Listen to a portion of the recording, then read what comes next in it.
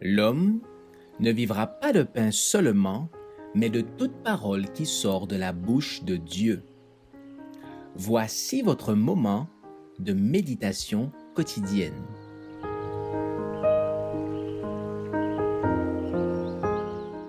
Vous recevrez une puissance.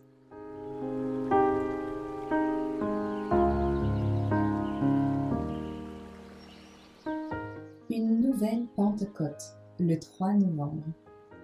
La parole de Dieu se répandait, le nombre des disciples se multipliait beaucoup à Jérusalem, et une grande foule de sacrificateurs obéissait à la foi.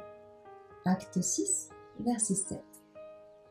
Il se produira en ce temps-là un mouvement analogue à celui de la Pentecôte figuré par la pluie de la première saison, répandue lors de l'effusion du Saint-Esprit au début de la proclamation de l'Évangile. Ce sera la pluie de l'arrière-saison, qui viendra pour faire mûrir la moisson. Cherchons à connaître l'Éternel. Sa venue est aussi certaine que celle de l'aurore. Il viendra pour nous comme une ondée, comme la pluie du printemps qui arrose la terre. Osée 6, verset 3. Et vous, fils de Sion, soyez dans l'allégresse et réjouissez-vous en l'Éternel, votre Dieu, car il vous a donné la pluie salutaire. Il a fait descendre l'averse pour vous, pluie d'automne et pluie de printemps au premier mois. Joël 2, verset 23. Dans les derniers jours, dit Dieu, je répandrai de mon esprit sur toute chair. Alors quiconque invoquera le nom du Seigneur sera sauvé. Acte 2, versets 17 et 21. La proclamation de l'Évangile ne se terminera pas avec une puissance inférieure à celle qui a marqué ses débuts.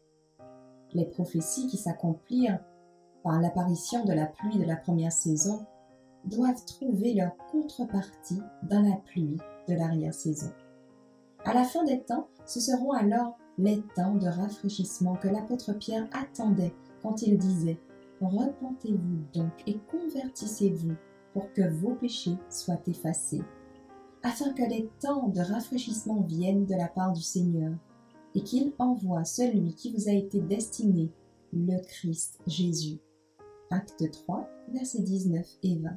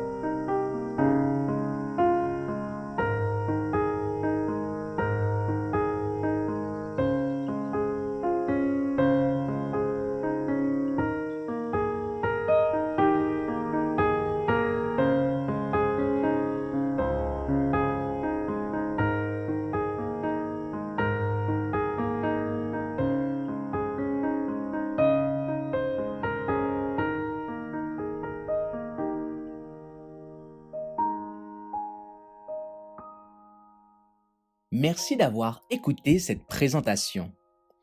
Assurez-vous de nous rejoindre demain pour votre moment de méditation quotidienne avec lereste.org.